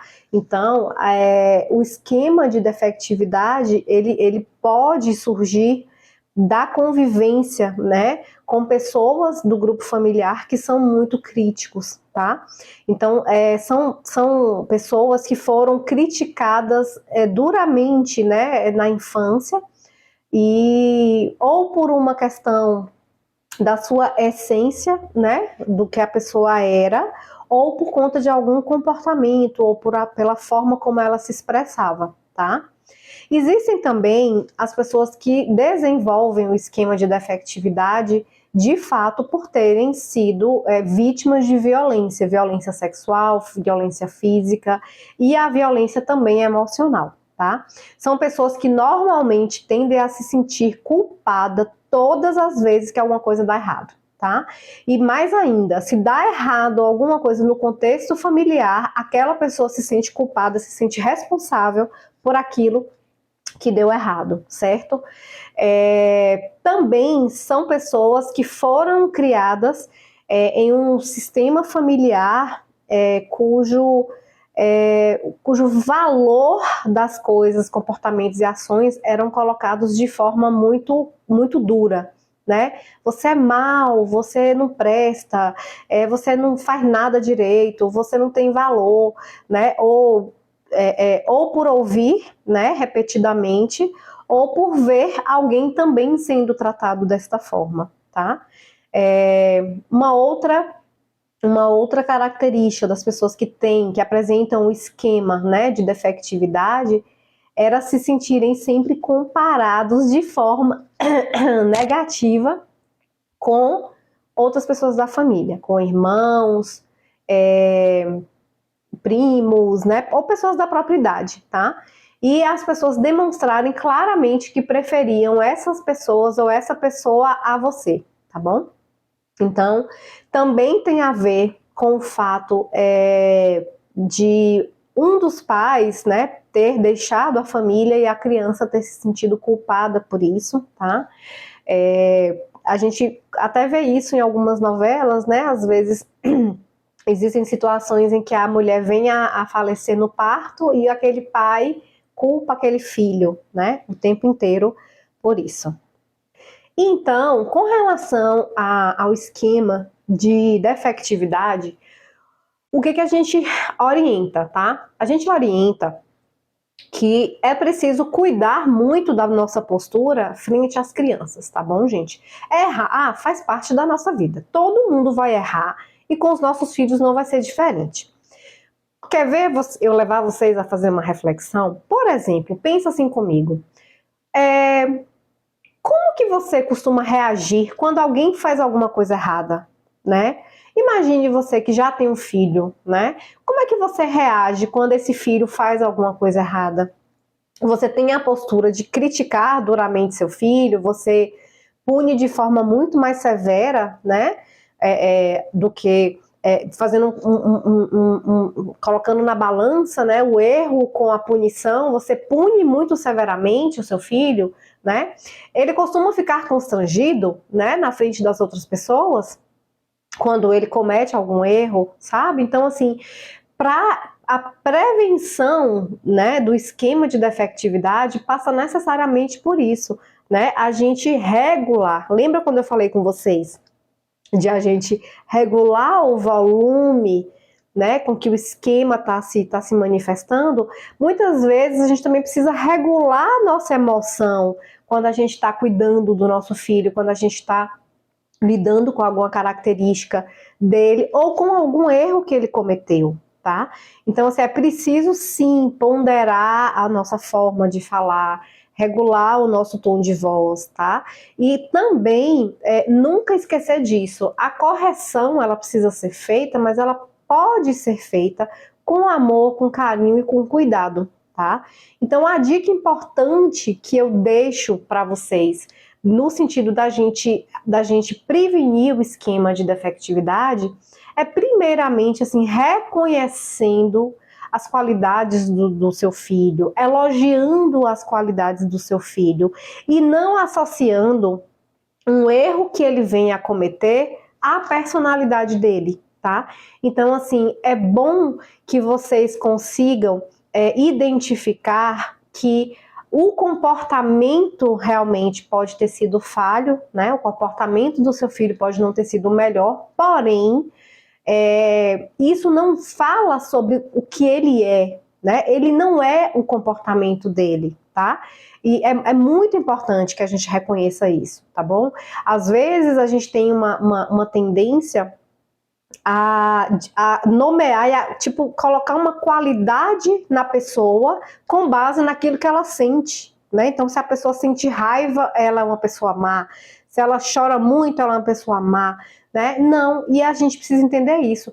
Comportamentos e emoções e sentimentos não definem pessoas, tá bom? Então, assim, eu queria deixar isso muito claro para vocês. A correção precisa acontecer, né? Vocês viram mais lá em outras partes do vídeo o quanto que é importante essa questão do controle, essa questão da disciplina. Porém, isso precisa ser feito com amor e com bastante cuidado. E agora, conversando um pouco com vocês sobre o que a gente encontrou, tá? Na pesquisa realizada. Na pesquisa que a gente realizou no Hospital Exaú Matos, um dado foi muito, muito, muito significativo para a gente, tá bom?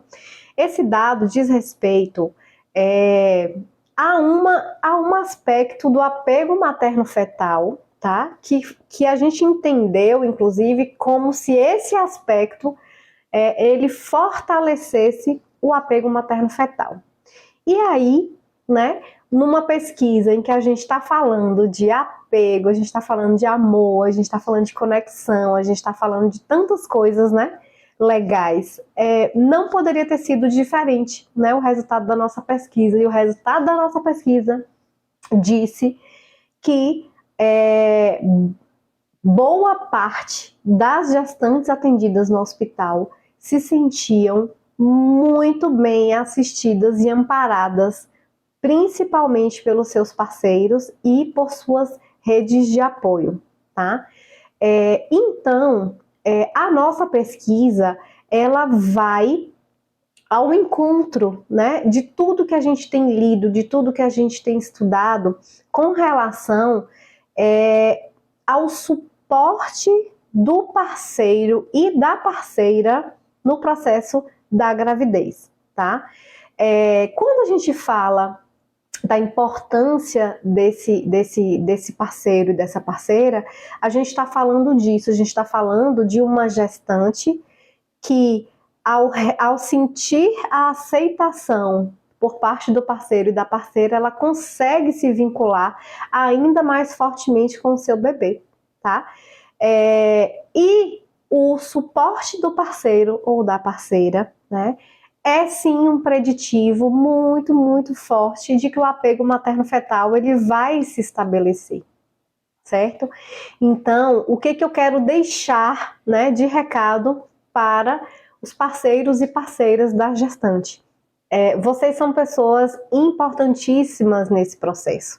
Para aquelas que ainda estão gestantes, eu costumo dizer que vocês ocupam um lugar muito importante, que é o lugar de ser guardião.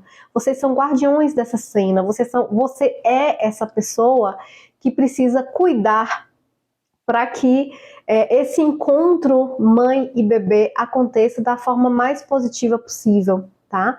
Então, tudo que você puder fazer para ajudar essa mulher, não só na gestação, como também no trabalho de parto, durante o trabalho de parto e nesse período desafiador do puerpério, você vai estar fazendo muito e você vai estar participando ativamente desse processo, tá? Quando é que a gente costuma dizer, por exemplo, de que forma, né, que um parceiro ativo e atuante pode ajudar e contribuir na saúde mental? Quando essa mulher ela sente que ela não está sozinha, quando ela sente que ela tem um apoio, quando você, enquanto parceiro ou parceira, encarna esse lugar, e esse lugar de ser a base segura dela, né? De ser essa relação saudável, esse relacionamento em que ela sente confiança, que ela sente que ela pode, inclusive, expressar as dificuldades que ela tem na maternidade, certo? Então, assim, a nossa pesquisa mostrou isso. E mostrou um outro dado muito importante, né? Que o apego materno-fetal, ele é tão crescente quanto mais filhos essa mulher tem, né? Então, assim, às vezes a gente poderia ter uma tendência de pensar assim, não, já são muitos filhos, né? Então ela já está cansada, talvez ela não dê conta, mas não.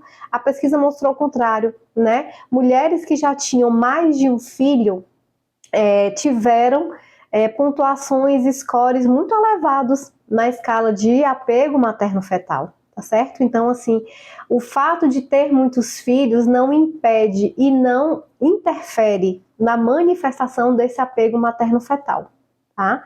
Então, participem, tá? Parceiros e parceiras, participem ativamente da vida dela, desse processo de vida. Vocês fazem parte dessa jornada, assim como o obstetra faz parte, assim como a enfermeira ou o enfermeiro fazem parte, o nutricionista, endocrinologista, né? Até mesmo psicólogo, assistente social, fisioterapeuta.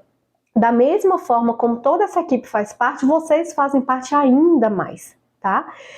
Inclusive, a gente sabe de uma condição que pode, né, acontecer com mulheres após o parto, né, naquelas condições de depressão pós-parto. E para vocês terem uma ideia, a presença do parceiro na regulação dessa depressão e na mediação da relação mãe-bebê é importantíssima para a saúde mental da mãe e do bebê, né? Então, eu queria deixar aqui, né, essa dica para os pais ou parceiras também, né, dessas gestantes. Participem o quanto vocês puderem do pré-natal, acompanhem na medida do possível as consultas, tá? Cuidem delas no sentido da alimentação, observem quais são as necessidades delas no momento da gravidez. Durante o trabalho de parto, sejam parceiros ativos, né? A gente costuma brincar que é trabalho de parto, não é descanso de parto. Então, vocês estão lá para ajudar, vocês estão lá para estar para elas, com elas e por elas, tá certo? Isso significa o quê? Significa um carinho, significa um toque, significa uma presença afetiva e efetiva. Não é estar na cena do parto mexendo no celular, conversando com outras pessoas, tá? A ideia é de que vocês estejam realmente presentes e conectados nesse momento, até mesmo para que ela crie uma memória de ter sido muito bem amparada emocionalmente durante o trabalho de parto. No pós-parto, que é o que a gente chama de puerpério, como é que vocês podem ajudar? Vocês podem ajudar em todos os aspectos, né? Inclusive, cuidando para que ela esteja confortável na posição de amamentação, cuidando para que ela se alimente, para que ela faça a ingesta de bebidas, né, e de líquidos, né, e de alimentos sólidos durante o processo de amamentação, cuidando, inclusive, né, de assumir, sim, cuidados do bebê, banho, troca de fralda, colocar para dormir, colocar para rotar, tudo que o neném precisa, né, que não é uma característica estritamente feminina, né, ou dessa mulher que pariu, não. O homem precisa fazer parte, né, vocês precisam entender que quando vocês assumem a paternidade, quando vocês assumem uma função paterna, vocês estão assumindo não é só um tipo de cuidado, uma prática de cuidado, vocês estão assumindo um lugar, tá? Um lugar na vida desse bebê, um lugar na vida dessa mulher, tá? Então, assim, não é um pai que ajuda, não é ajuda, é a sua obrigação mesmo, né? O seu bebê, esse bebê é tão bebê seu quanto dela. Então é importantíssimo que você entenda e compreenda, né, que a função é dos dois, tá? O educar é para os dois, tá certo? Eu queria também, nesse momento, fazer algumas orientações, né, finais com relação a onde encontrar serviços especializados em saúde mental para gestantes. No município de Vitória da Conquista, esses atendimentos especializados são ofertados nos CAPs, que são Centros de Atenção Psicossocial, e aí aqui na nossa cidade de Vitória da Conquista nós teremos o CAPS 2, o CAPS AD, que é o CAPS que vai cuidar, né, de pessoas que tenham necessidade de olhar de uma outra forma para os usos excessivos de álcool e outras drogas. Temos também o núcleo de saúde mental, né, que funciona no SEMAI, e temos também os serviços de psicologia das faculdades, tanto particulares como públicas. Na nossa cidade, nós temos os serviços de psicologia das faculdades Maurício de Nassau, FAINOR, UNEX, UESB e UFBA. Todas essas faculdades oferecem serviços especializados de psicoterapia, tá? Para todo o público e em especial também para as gestantes.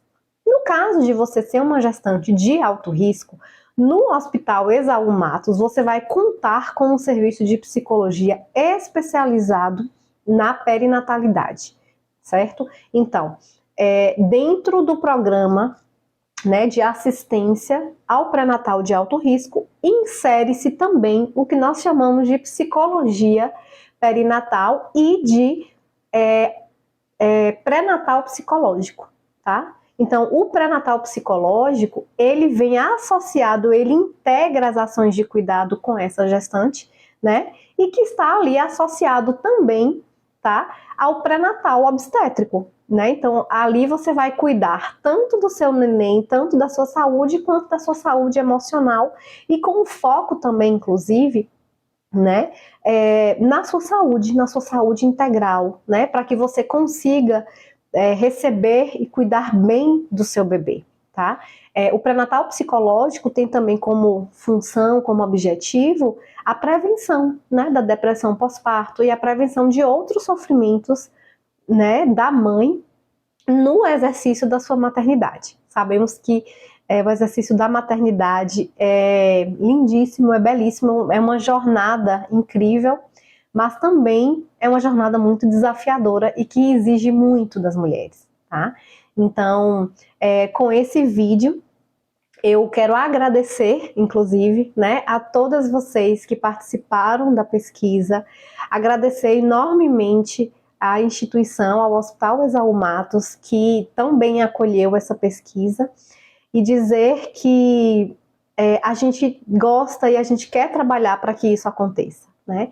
Para que esses encontros mãe e filho sejam cada vez mais importantes, mais significativos, mais cheios de amor, e que de fato e verdadeiramente essa conexão exista, essa conexão de amor aconteça ali desde o pré-natal, né? E que culmine aí, né, com o desenvolvimento de uma relação mãe-filho, né, filho-família, né, uma relação estritamente saudável, né, com muito apego seguro, né, zero esquemas, tá?